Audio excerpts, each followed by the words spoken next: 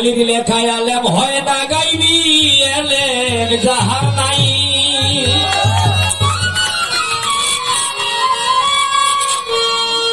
নূর কালিয়া দুধে মাকে কালির কালিতে কোরআন লেখা সিদ্দিক বাবা দে পাইছে মুর্শিদের দেখা কোন এলেম বাকি নাই খালির লেখায় আলেম হয় না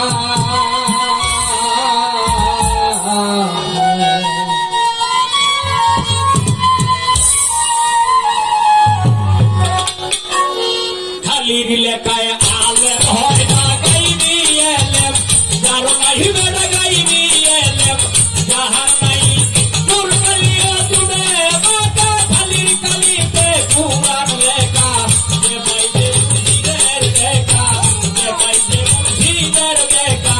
কোনো এলেম বাকি নাই খালির লেখায় আলেম হয় না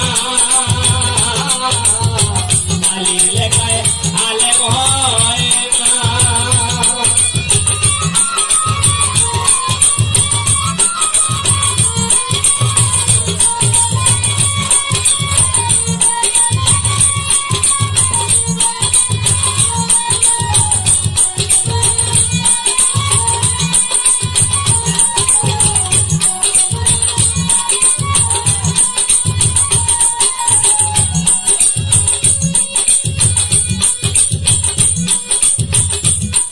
মুর্শিদের তোমা জানিয়া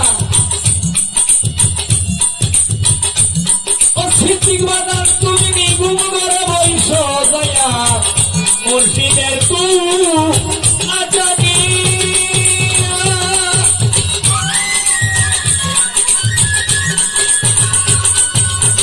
মুর্শিদের তোমা জানিয়া নিগুম করে বৈশ দয়া তোমার আরে বাবা আরে কলম যাবে দাড়ি হইয়া কলম যাবে দাড়ি হইয়া সামনে দেখবি মাঝের খাই খালি লেখায় আলেম হয় না গাইবি এলেম যাহার নাই বেড়া গাইবি এলেম যার নাই নূর কালিয়া দুধে মাকে খালির কালিতে কোরআন লেখা যে পাইছে মুর্শিদের দেখা যে পাইছে মুর্শিদের দেখা কোনো এলেম বাকি নাই খালির লেখায় আলেম হয় না খালির লেখায় আলেম হয় না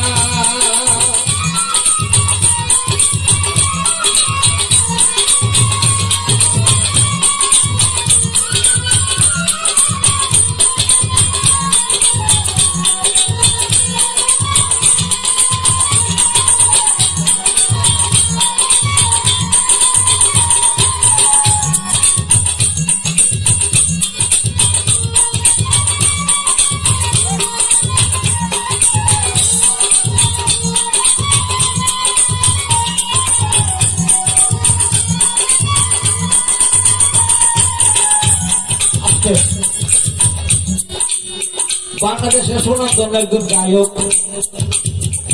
মানিক দেওয়ান সাথ সেই মানিক দেওয়ানের নাম সারা বাংলাদেশে দেশের বাইরেও অনেক দেশে ছড়িয়ে আছে আর সেই সুনামধন্য মানিক দেওয়ানের ছাত্র সিদ্দিক সরকার সাহেব আমাকে বললেন বিসমিল্লাহটা কি জিনিস বিসমিল্লাহটা কই তাহে কই আছে কইছে না বাবার কিন্তু আমি কিছুই কইছিলাম আমার বাবা কইছে কি আমি গুরু হতে গান গাইছি আমারে গুরু বানাইছে গুরুর কাছে জানতে চাইছে গুরু আপনি বলবেন বিসমিল্লাহ 19টি হরফ 19টি হরফ দেহের কোন জায়গায় তো বাবা রে তুমি আমার প্রশ্ন করছো তুমি একজন সুনামধন্য গায়কের ছাত্র সিদ্দিক সরকার প্রশ্ন ভালো হয়েছে আমার গুরু বানাইছো তাও আমি বানাইছি কিন্তু বাবা গুরু বানাইলে গুরুর যে কর্ম আছে এটা কি তুমি করছি রে বাবা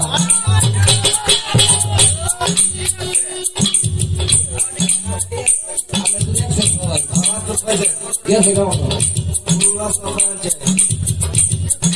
কত পাইছি কামার দাও না এত আমার। আচ্ছা শুনলাম ধর্মগায়ক সরকারের ছাত্র বাবু সরকারের পাইছে,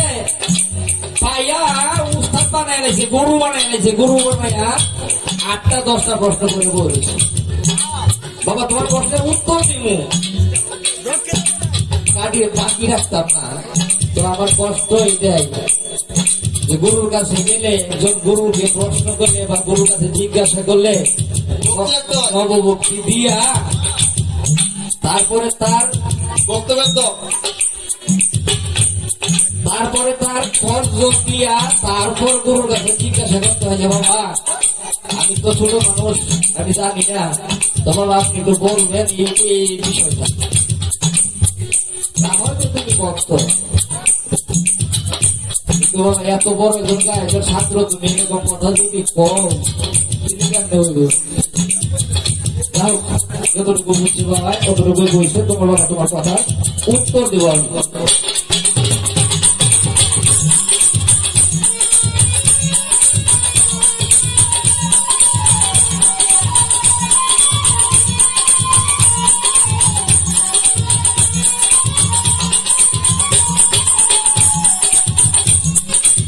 গুরু তথ্য কায়েম করো, সৃষ্টিওয়ালার মুক্তানা পীর এক করো। গুরু তথ্য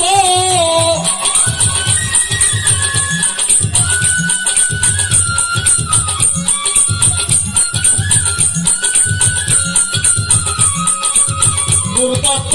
কায়েম করো, কোন পীর এক করো। তুমি মরা আগে মরতে পারো, মরার বাবু নাই কালির লেখাই আমে ভয় না গাইবি এলেম যারো নাহিবে গাইবি এলেম যার নাই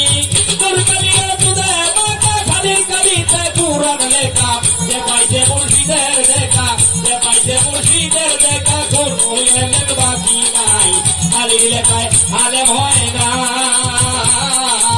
কালির লেখায় আলেম হয় না।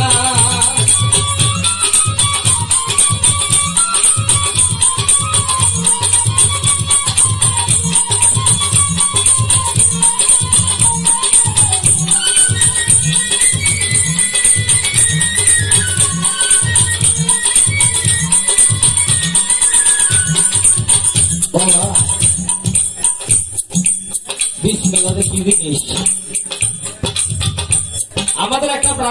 প্রথম একটা কালিমা আছে,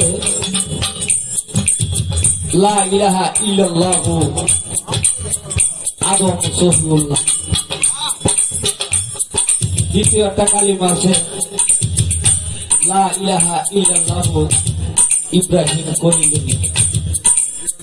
তিন নম্বরটা কালিমা আছে, লা ইলাহা ইল্লাল্লাহু মুসা কালিমুল্লাহ। আরেকটা কালিমা আছে,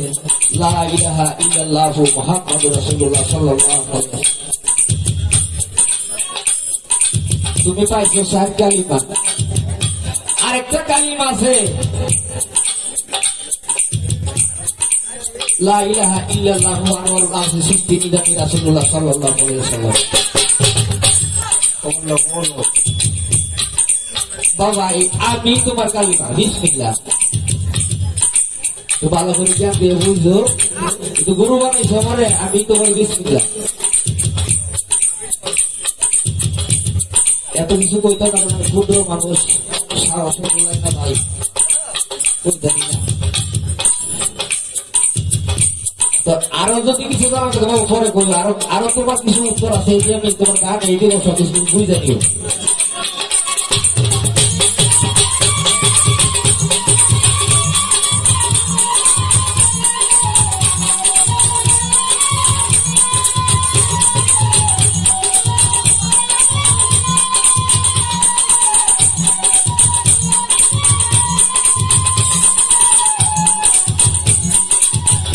সরকার রশিদ কয় মোর কথা ধরো,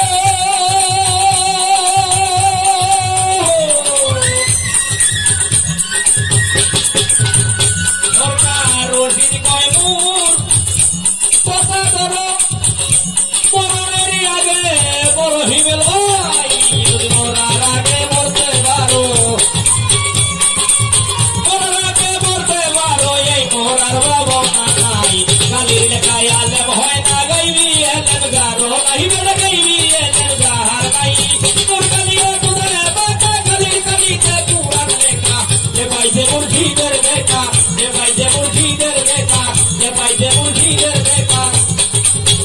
এ পাইছে মুর্শিদের দেখা